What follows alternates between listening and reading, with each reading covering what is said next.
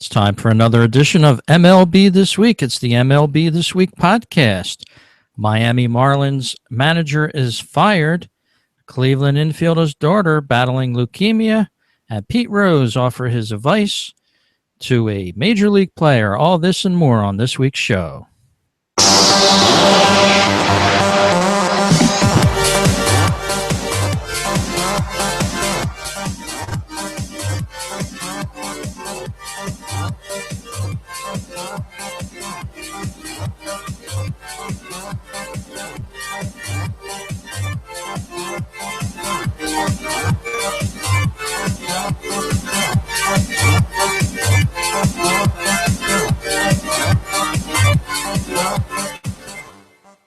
And hello, welcome to this week's MLB This Week. It's the MLB This Week Show. And we're talking baseball with you. Rich Baxter here. And Gary Mack here.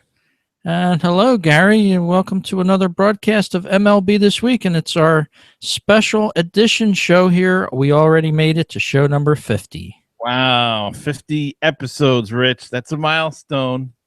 And so great to have 49 in the bag. And now tonight we'll have 50. We got a lot of great stories. And Rich, you kind of started it up by talking about the Marlins manager being fired. Mike Redmond got the can today. Not unexpected. Yeah, I just happened to notice that. I was watching a game on MLB Network and noticed that was a flashing breaking news down there. And interesting, the second manager fired so far this year. And Gary, you have sort of an inside take on this. You did a little research on your end, and you have a unique take to this firing.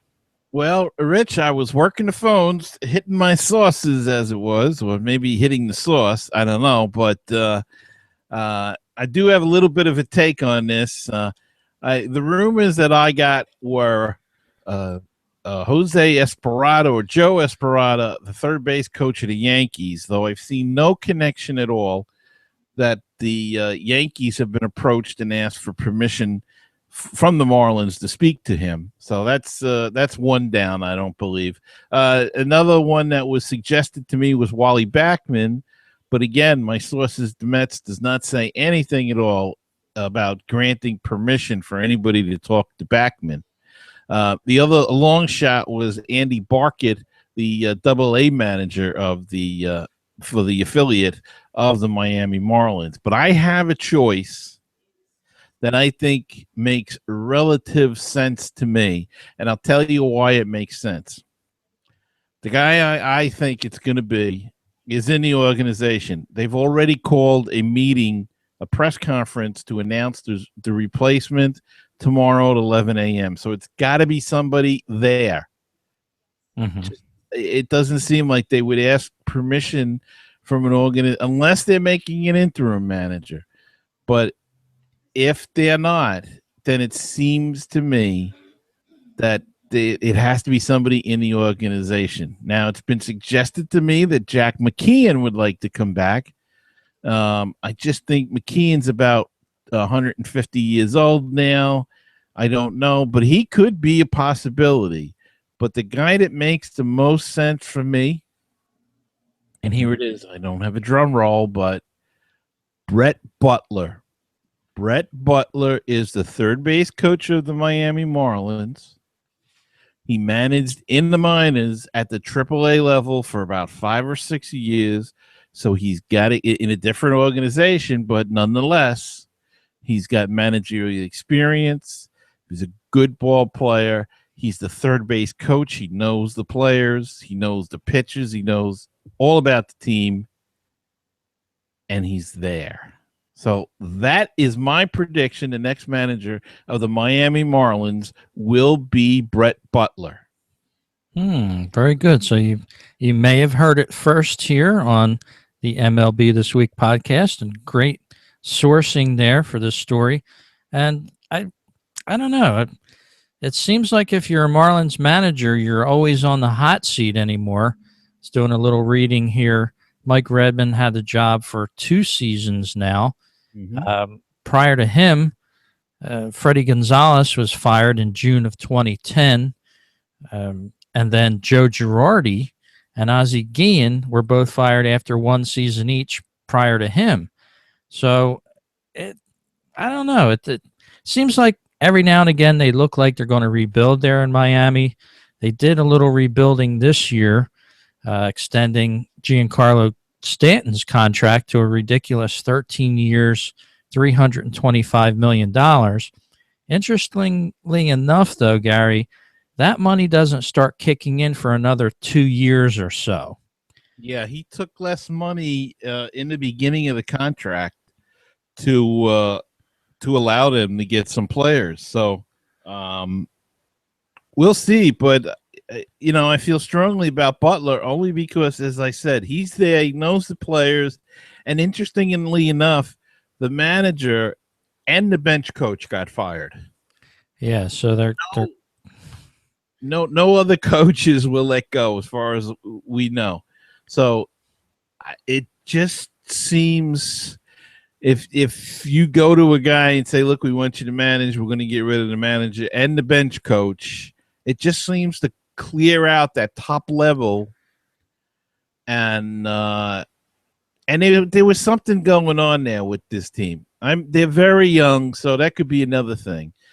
But as I said, keep in mind, Butler did manage at the AAA level, which means he had prospects, he had young players, and to me, and what do I know? But to me, it almost seems like a perfect fit. But I could be wrong, and I'll be apologizing for it next week. But what the heck? I'm going to go out on a limb and say that I believe that Brett Butler will be the new manager of the Miami Marlins. That's an interesting call there. And of course, Giancarlo Stanton was very vocal in the first month of the season so far, the first couple weeks of the season. He called out his team and basically told them they weren't playing with enough fire. So here you have this superstar in Stanton now calling out the rest of the team. It sort of goes out and kind of makes the manager look a little bad when he garners a headline like that. Partial reason why Redmond was fired today. I couldn't agree with you more, Rich. You got it right on the money there. If they're not getting fired, it's got to come from somewhere. And if the players aren't getting it going, then it's up to the manager to do something to fire up these guys. And if he wasn't doing it, and as you said, Giancarlo kind of hinted at that, then it's got to force management somewhere along the line. So we'll have to see if this helps the Marlins. Of course, to me, it's a checkered type of organization. They built big teams. They won with them. They broke them up, completely demolishing them. He's building up again. Stanton doesn't kick in for a couple years. I wouldn't be surprised if he's trying to get some sort of championship before that happens and then unload that huge contract with Stanton, because he's not the kind of owner that likes to keep big salaries around. And Stanton does have that buyout at the age 30 or something around in 5 years. So I think you're on the right track there. He wants to win. He wants to win it while he's got Stanton, and he can dump the contract. But I don't know if this is the first step. The thing that threw me for a loop was when they fired the bench coach along with the manager. And that means that there's something there that wasn't clicking with the team. So we'll keep our eye on the Marlins here. We'll see if any managerial change helps them a little bit. Of course, they weren't forecasted to be a contender yet so far in the NL East, but with what's happened so far, I guess it's ownership's way of trying to push that team along a little further. We'll have to see if that helps them. Right on. So in our next story this week, a well-known name, a big name in baseball, one of the biggest, Pete Rose is back in the news. Of course, he made his debut on Fox Sports in his analyst role, but he also made the news this past week for something else. I don't know if you saw this story or not, Gary, but Pete Rose actually offered some advice to a big name slugger that was going through a tough time in the past couple weeks. And did they say who that was? Yes, they do. Pittsburgh center fielder McCutchen Wow.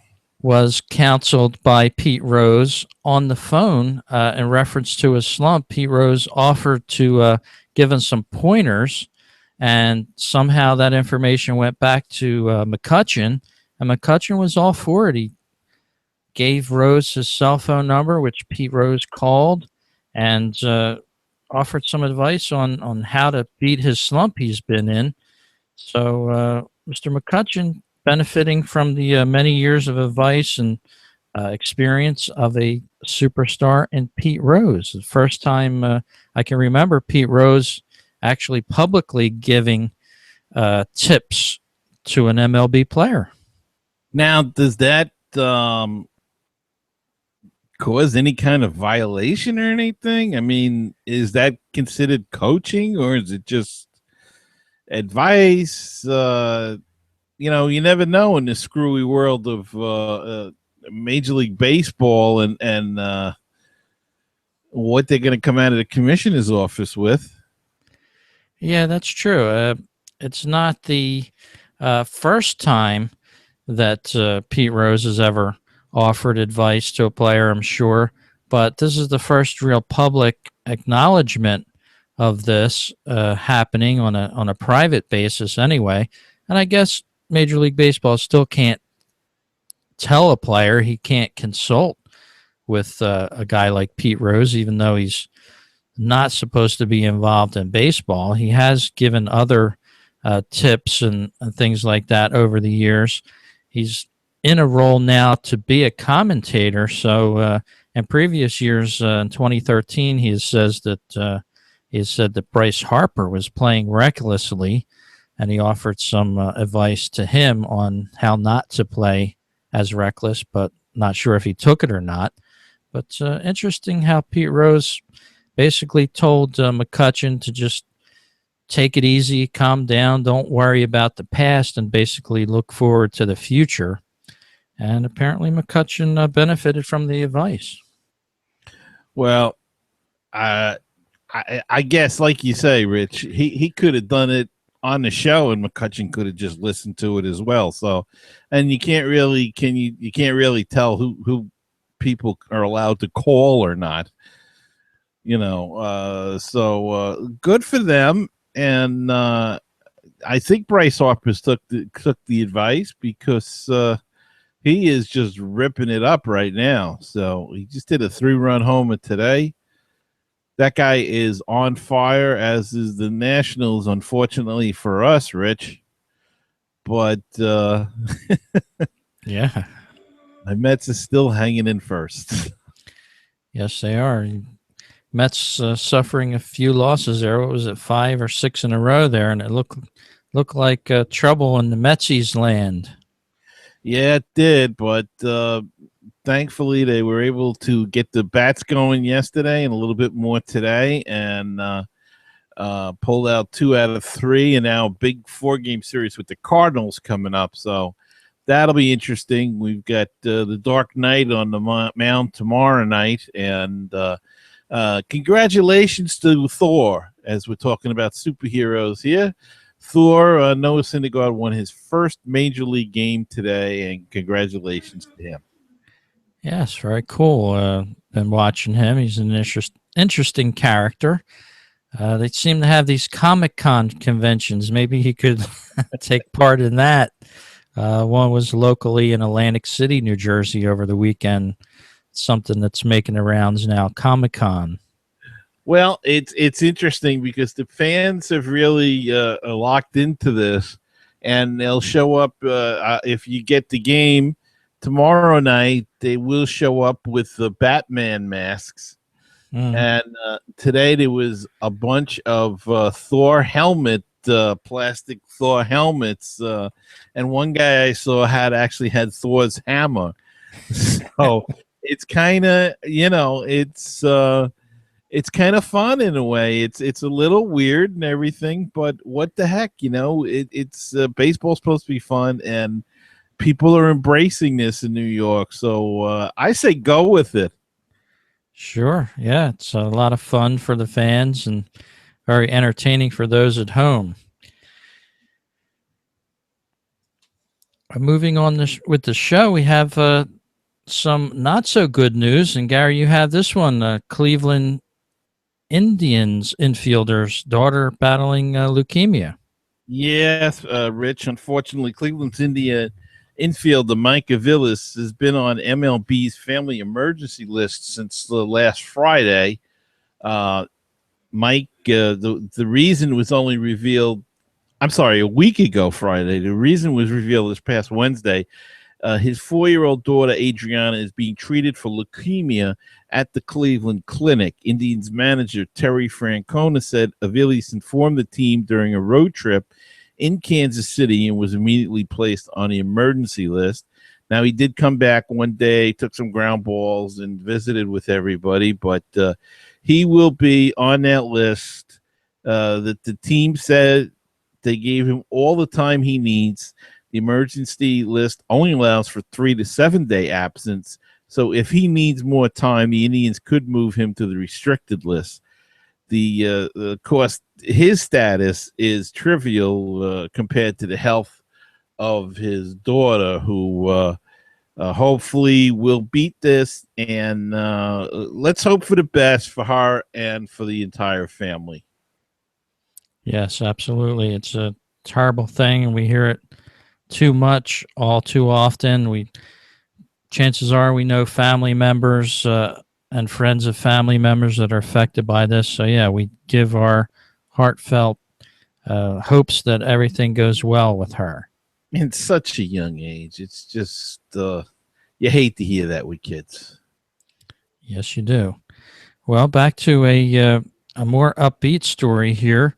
Local South Jersey star Matt Scherzer came up around the same time that his stablemate did, and that, of course, the Anaheim Angels superstar, just lives about 25 miles away from him here, Mr. Mike Trout. Anyway, Scherzer had the game-winning hit on Friday night's 12-inning game in Wrigley Field against the Pittsburgh Pirates. And it wasn't just a normal hit, Gary. I don't know if you saw this hit, but it was one of the most amusing type of wins that I've ever seen recently. A little strange. Yeah, it was a pop-up, sort of a routine right field fly. As the fielder came in, the Pittsburgh right fielder, and I don't know his name. I apologize. I didn't find that out for the story, but he came in. He looked like he had a beat on the ball, and out of nowhere, it looked like somebody kicked the leg out from him in the back, and obviously he got his cleat stuck in the grass or something. But after, he just couldn't recover. He dropped the ball, never even had it. Ball dropped to the ground, and the Cubs won. An unlikely win for them, but Scherzer made the headlines, and it was great to see a local talent here from South Jersey come through for the Cubbies. Well, it looks like things are going the Cubbies' way. They're getting breaks, and they did lose today. So their, 6 or 7 game winning streak came to an end. And a lot of that was due to a 4-game sweep of the Mets. So thanks, Pittsburgh, for at least killing that streak that we couldn't do. So they were calling it the Ghosts coming out in Wrigley Field for that win. And, of course, the Cubbies sitting pretty good so far this year. Been talking about them a lot so far on the program here. And what do you think about them, Gary? You think they have it in them to make the playoffs this year, maybe? I tell you what, Rich, they can hit.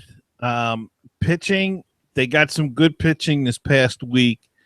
Don't know if it's deep enough or strong enough to go to make the playoffs, but they certainly have a very good lineup with Bryant and Rizzo and Castro. and they play pretty good defense. So they got a pretty decent team. I think the pitching staff is going to be what betrays them down the road. Exactly. And I'm thinking they're just one starting pitcher away from contending in the NL Central. They're 3.5 games out right as we do the show tonight. 21-16, so they're 5 games over 500 in the wins column. Nothing but places to go up for the Cubs, and congratulations to them. And I hope they do it one year. And with their manager, they got quite a good guy there. So probably one of the best. So we'll see where it takes them. Yes, we will. We'll be keeping our eye on, especially Matt Scherzer. We'll let you know if he comes up with any more game winners. And as I told you, Gary, he and Mike Trout basically came up through high school at the same time here in South Jersey, and they were constantly in the newspapers around here as being the best players of the area. So see if Scherzer has it in him to stay with the Cubs. Maybe he will.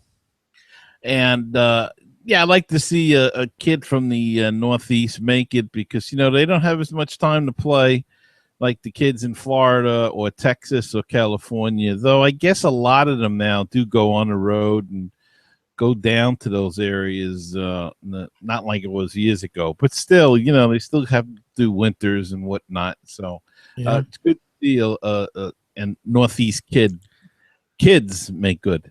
Yeah, you're right about that. They don't have the long seasons, and a lot of the times don't have the money and the time to do that. They're in school still, so we'll keep our eyes on these players for you. And Gary, you have a player. We mentioned him at the beginning of the show, doing quite well for himself, but he's now playing a Paul Bunyan type. Well, we've talked about him before, and that's Giancarlo Stanton, and he wowed the crowd during batting practice last week, hitting at least one home run out of Dodger Stadium. But that was just a warm up, Rich, because he launched one off of Mike Bolsinger in the first inning that hit the back of the canopy in the left field pavilion before bouncing completely out of the stadium. The blast, according to StatCast, traveled a projected 475 feet with an exit velocity of 114 miles per hour. That's fast, Rich. Yeah, it's extremely fast. And last night I was scanning the channels, watching a couple different games, and I saw Stanton hit a long home run right at his stadium in Marlins Stadium, and a fan actually leaned over and snared the ball with one hand. They were joking about it afterwards in the broadcast, saying the guy's hand must be broken. That had to hurt.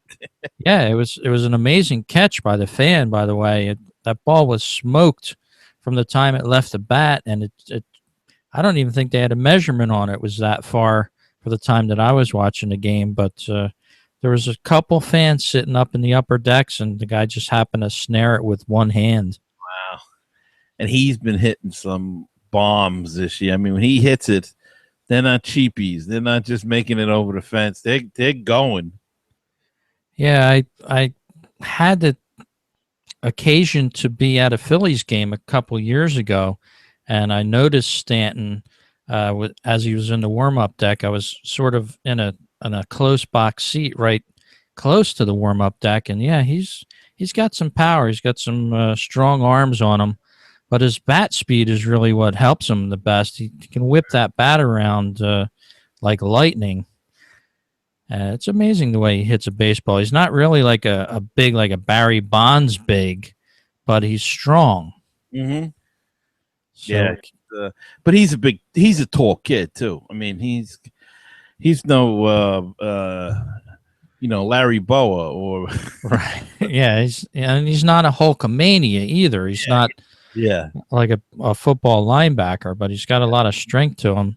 Sure, we're going to be mentioning him a lot on the program this year. And here's another story for our listeners.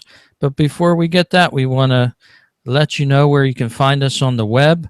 Of course, our website, the MLB This Week patreon.com is where you can see all of our video shows. We also offer some other things there, some of our equipment we use on the show. You can check that out, maybe purchase it yourself through our links. And our listeners can now sponsor our show by going to patreon.com/MLBThisWeek. Patreon is a great site. It offers different listeners and patrons of different other shows online to go and sponsor their favorite shows. So we appreciate you stopping by there. About a cup of coffee a week or cup of coffee a month is all we ask for, Gary. So hopefully some of our listeners will dig deep into their pockets and come up with a $2 donation for our show. That's all we want, $2 a month. If we get enough people to do that, we'll be in coffee. Yeah, and we can bring you more interesting things that cost money, of course, hosting and this, that, and the other. Not that we're poor, but we'd like a little bit extra in the kitty so we can bring more interesting stories for you, the listener, because, of course, that's why we do the program. And, Rich, they can also listen to the show on baseballtalkradio.com and baseballpodcast.net. The show is available there, the audio version of the show, so go check it out. And lots of others fine podcasts on that network as well. And go check that out because Rich's show is there, Phillies Talk, and mine is there, Mets Musings, and there's just so many. Milwaukee Brewers, San Francisco Giants, Boston Japanese baseball, fantasy baseball. Just a few. Up to 30 shows now, Gary, on that network. And it was something I started a couple years ago because I couldn't find good independent baseball talk on the internet. So I figured, well, how could I find a nice site? And eventually it morphed into me building the site. So, and it's a terrific site. So go check it out, baseballtalkradio.com. And Rich, is baseball really boring to some people? Well, that's what's come out over at NBC's Hardball blog. Kind of hard to believe, but the question was posed to young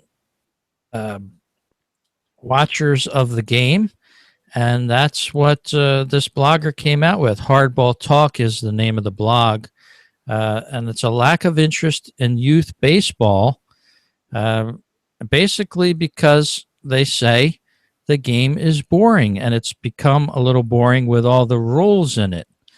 And that especially seems to me, Gary, like it would be a young person that would say something like that. You know, there's too many rules in baseball, so it makes it boring. Well, there aren't too many rules in football. I mean, come on, you can't, if you hit the quarterback with the finger, if it's your pinky, it's okay, but if you touch him with your other finger, it's a penalty.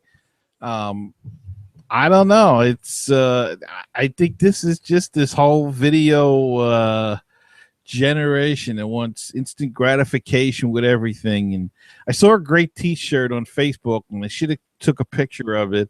I'm going to try to remember the quote, but it was something to the effect that, yes, baseball is a boring sport. But it's for smart people.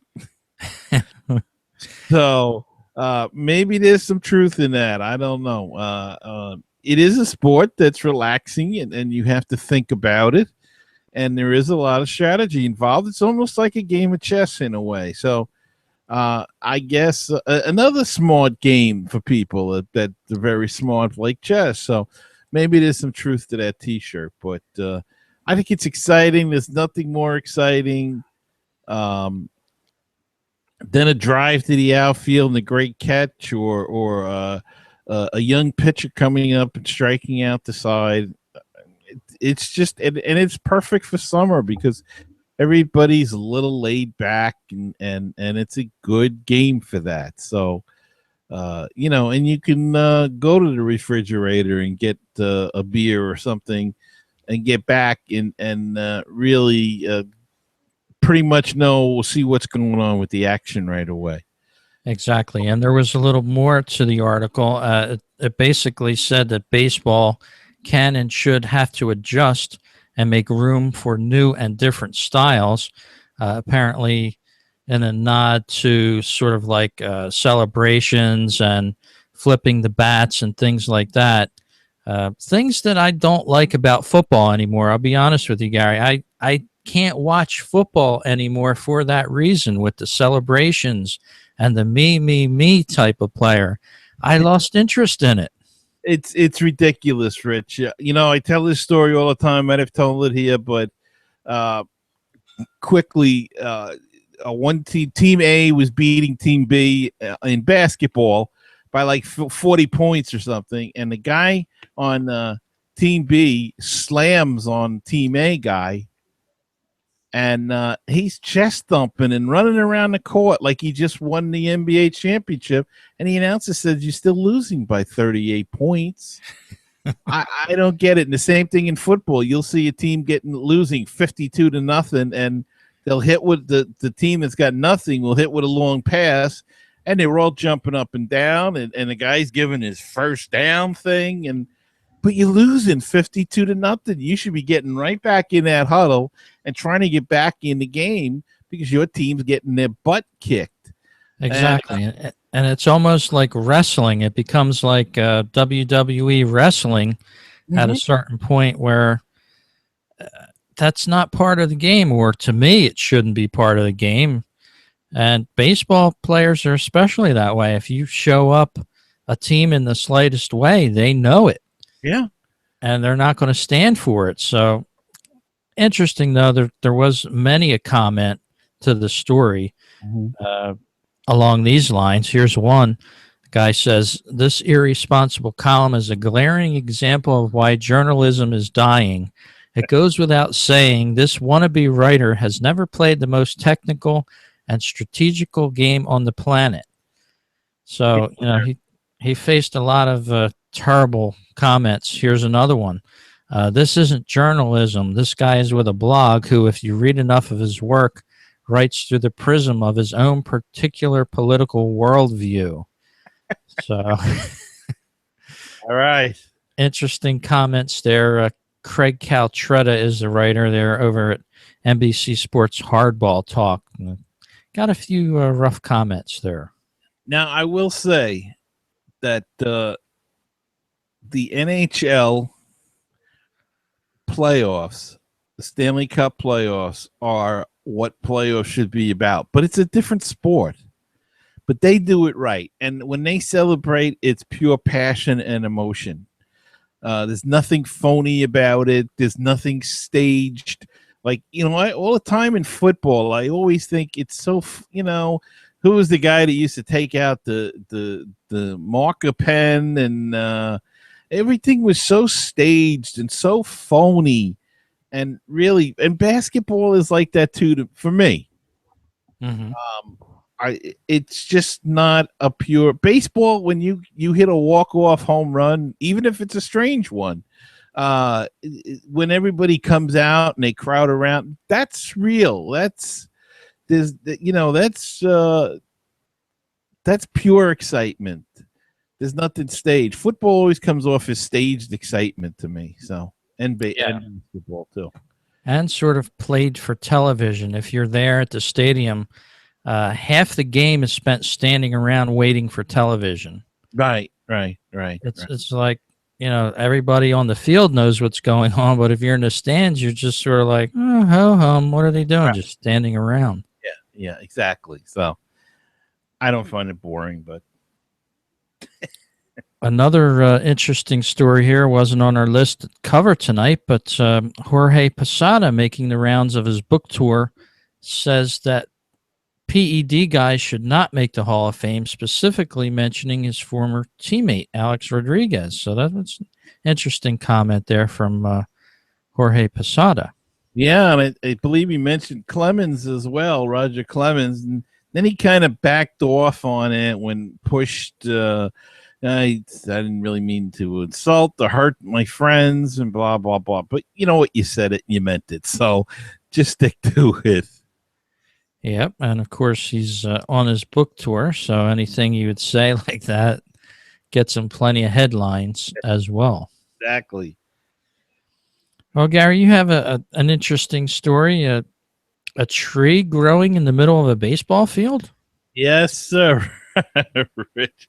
In central Ohio, Franklin, Ohio, a tree somehow found its way into the middle of the baseball diamond, right between the pitcher's mound and home plate. The school's athletic director received a call on Saturday morning from the Parks and Recreation Department telling him that the Dave's doubleheader might have to be canceled. And the athletic director was like, why? I mean, the weather's great. He didn't understand why they couldn't play. Then he arrived at the park and he said there was a 25-foot tree. You'd have to throw quite a curveball to get around it. Parks Department, however, managed to get the tree out of the way before game time. However, its origin still remains a mystery. So for those watching the video, there is a picture of the tree as it was planted quite nicely too, as it looks, and the recovery afterwards. So Yeah. tree quite a prank though played on this high school team. Yes, it was. I guess they'll be talking about that one for the next few years over there. I guess so, Rich. Very cool to make the news here in MLB this week. And Gary, another kind of a strange story coming out of baseball. We like to pick these stories up from around the world. In Korea this past week, there was an interesting shift going on.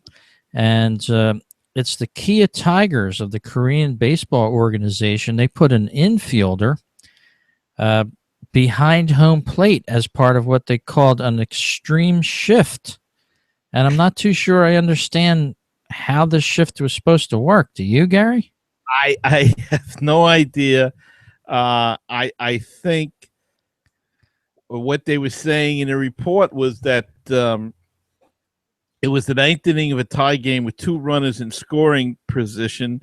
So the Tigers were likely using their third baseman as an extra backstop in case a pitch got away from the catcher. Don't know if that gives a lot of credence to their faith in their catcher if they think he would let a ball past him in a big game. But the umpires, of course, ruled that all fields must be within the lines when a pitch is delivered. So they disallowed it and wouldn't let him. But just another indication of how crazy the shifts are getting in baseball on all different levels and around the world, too, with all of these shifts. Yeah, absolutely. And I'm just viewing this on the video as we're doing the show here. And it does seem, I'm trying to show this to our listeners because I'm sure we could actually show this, but of course it's not working again. Yes. But yeah, it's just amazing that how this game was basically held up as there was runners on second and third. It was a 5-5 tie in the top of the ninth, but I'm not really quite sure what they want, an extra backup to catch the ball to play at the plate or something. Yeah, I guess they were concerned about a wild pitch or pass ball, and they'd have somebody back there to back them up. But according to the rule book, all players must be within, except the only player allowed in foul grounds is the catcher. So everybody else must be in fair grounds. So the umpires would not allow it. But yeah, that's I guess it kind of goes like when a pitcher goes to back up the catcher in case of a wild throw from the outfield. They were just trying to head it off and see if they could get away with it by having the an extra backstop back there. But no, they marched the guy back out to third base and don't know what happened. No, the story didn't tell us what happened past that. No, we don't know who actually won that game. But yeah, maybe they have a point there. Maybe that shift should be illegal. Maybe baseball in America here should not be able to move your shortstop over into a short right field. What do you think about that? I think it's something to consider, though. I mean, there's always been shifts, even going back to Ted Williams' time. They had the Williams shift, and so I don't know if you can really outlaw it. It would just be something else. That do we want to really put that kind of rule in? And somebody will find a way to get around it, Right. and try to do something about it. But I don't know. I would hate to see legislation on it, and I mean, I guess you could say there should only be two guys on one side of the infield. I don't know. That would eliminate it, I guess. But by the way, I just saw that the Tigers won the game in the 10th inning. Oh, okay. So the Tigers So they did prevail anyway. struggling. The Tigers of Korea. Yes, the Kia Tigers. Oh, okay. Very cool. In the 10th. And the manager, Kim Kai-tae, says the plan was to protect against a wild pitch on an intentional walk. Wow, it gets stranger. Yeah, but hey, he had his trying to cover his bases there. And the Dodgers did a crazy shift one day when they had 5 guys on the right side of the infield in a tie game against the Padres. I don't know when this was, but I'm looking at the Great Wall of the Dodgers. Oh, very cool. So they're not, at least they're not backing up catchers with their shifts. But yeah, some of these shifts, I don't know, just kind of shifty to me. Well, Rich, the way to beat it is to just hit it the other way, and then eventually they won't shift you anymore. Yeah, and the players namely Ryan Howard is one player that they shift on constantly. If you're at the stadium, it looks very weird because he's got basically from second to third base. If he could hit it down there, he could bunt it or just put the ball on the bat on the ball and hit it down that way. He would have a hit every time. It's amazing. Right, but it's a tough thing to do for these big power guys. So it works, I guess. I mean, I know they try to do it in New York here and they do it against Lucas Duda, and he's been trying to go to left field more. And but that's the only way you're going to break it in the long run. I think you got to spray the ball around and get them, especially with guys on base. If you start driving in the runs, then they can have the home runs out on the right field as long as the runs are getting in. That's for sure. So interesting world there and the shifting of baseball. And here's another curious world to take us out of this week's show, Gary. And that's the curious world of baseball reenactors. This story originally by the NPR, nationalpublicradio.org. And they report on a league of baseball teams that actually get together in vintage uniforms, almost like the Civil War and Revolutionary War reenactors did from many years ago. And they bring back the glory and the pastimes of America's pastime. They dress in old-style baseball uniforms as they had during the start of baseball. Many teams don't even use gloves. Wow. They sometimes pitch underhanded, and they spell the word baseball as 2 words.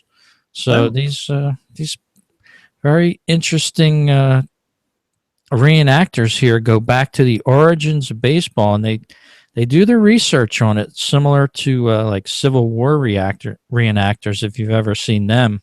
Yeah. And they play the games out like they used to many years ago, without the use of gloves and things like that. and even the old time rules as well. Wow. So I guess they play if you throw it at the guy and hit him, he's out. And Yeah, some of the rules that they use here, it says if a player catches a hit ball on the first bounce, the batter is out. The rule illustrates the evolution of the game, says one of the reenactors. You can imagine how hard it was for adults who had never thrown or caught a ball to now do it barehanded and throw out a runner. But after a few years, the skills of the players must have improved dramatically. So, yeah, rules back then, there was a fair and a foul rule. In 1861, for example, if you hit a ball off of the bat and it started fair but went foul, it was still a good hit. oh boy. So you'd have to get a rule book if you ever watched one of these. Because we'd all be standing there going, what the heck are you doing? Another rule here, this is an interesting one: no overrunning first base. In other words, the runner is live at all times. When you went to first in the 1800s at a certain period in baseball, you could not overrun first, just as you can't overrun second or third now. So that's another rule that they put into place there. And of course, with their baseball equipment, their vintage baseball equipment, not much is about the story there. Not much catcher's equipment or fielding gloves. So might make a good day out to catch one of these games. I know out here in Long Island there's a place called Bethpage Village Restoration, and they have an old village. And every year, I think once or twice a year, they do have vintage baseball games. But I didn't know it was a real regular league and everything. And it's pretty fascinating. It probably would be interesting to see. Yeah, you can go to their website. It's on the internet. It's called VBBA.org, Victor BBA.org. And they have their different events calendars that they run. This past March, they had a 3-day exhibition of baseball, 2015, a convention. And they also have different local events that you could probably check out as well. So check that out. It might be a good thing to watch this summer. And what was the website again, Rich? V as in Victor, B as in baseball, B as in baseball, A as in apple.org. VintageBaseballAssociation.org, but VBBA. It sounds fascinating. Yes, indeed. So that's what we like to bring you here each week on a weekly basis here on the MLB This Week show, where we're talking baseball, the best and the worst in baseball. Of course, we like more so on the best. But Gary, to take us out of the show, why don't we just review some of the standings? Your Mets, of course, 22-16, leading the National League East. It's the St. Louis Cardinals, 24-12 in the NL Central, holding a 3.5 game lead on the Cubs. And this week on Sunday here, as we're doing the show, it's the LA Dodgers with a 4.5 game lead on the San Francisco Giants. Looks like those Giants are back in the hunt all of a sudden. Well, they got Hunter Pence back, and he's on fire already. So he's going to be a big boost to that team. So I know it's not an even year, but who knows? Yep. Over in the American League, we have the Yankees still in first place. Barely. The Tampa Bay Rays all of a sudden with a resurgence, only a game out of first. Big surprise with Tampa Bay, Rich. Yeah, not many people expected much from them this year. Kansas City Royals maintaining a half-game lead now over the Tigers. They're starting to challenge the Tigers all of a sudden here in middle of May. And look at the Minnesota Twins right in the middle of it too, Rich. Yeah, they really turned it around with their 14-6 home record. I'll say. Really boosted them up. Yep. And Gary, our biggest surprise of the week is still our biggest surprise out there in the American League West. They keep winning, those Houston Astros. It's a great story, Rich, and let's see how long it goes. But they really made big strides, and nobody picked them. In fact, that whole division, it looks like it should be upside down almost. A lot of people picked Oakland, and they're dead last now. So, and Rich, it's very strange that a lot of the people, a lot of the teams that made a lot of moves at the winter meetings, and everybody was picking to win, not really doing that well. In case in point, the Padres are a 500 team right now, and they're on the verge of losing today again. The Chicago White Sox made a lot of moves at the winter meetings. We thought they were going to be more competitive. They're a game under 500. They're playing better than last year, but down in fourth place. Cleveland people had picked. They didn't do a lot at the meetings, but they're in last. It's just very interesting. Boston made some moves, made a splash. They're at 18 and 19. And, of course, the Cubbies made some big news at the winter meetings with Lester. And they're about the only one that's really showing their stuff so far. Yeah, it's been a lot of disappointment on the end of teams. Look at the Angels. They're 19 and 18. A lot of people expected them to take the AL West kind of easily, but so far they're mired on a 500 record almost. We'll have to see if that improves over the season. Yes, sir. Well, thank you for joining us on this edition of MLB This Week. Gary, we didn't talk about it, but I think we'll be off for the Memorial Day weekend next weekend. Oh, yeah, that's right. I kind of lost track myself. Maybe we should wish everybody a happy Memorial Day and safe Memorial Day weekend now, Rich.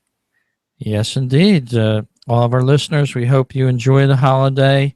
This is when baseball really starts to get fun around the end of May. It starts to heat up all over.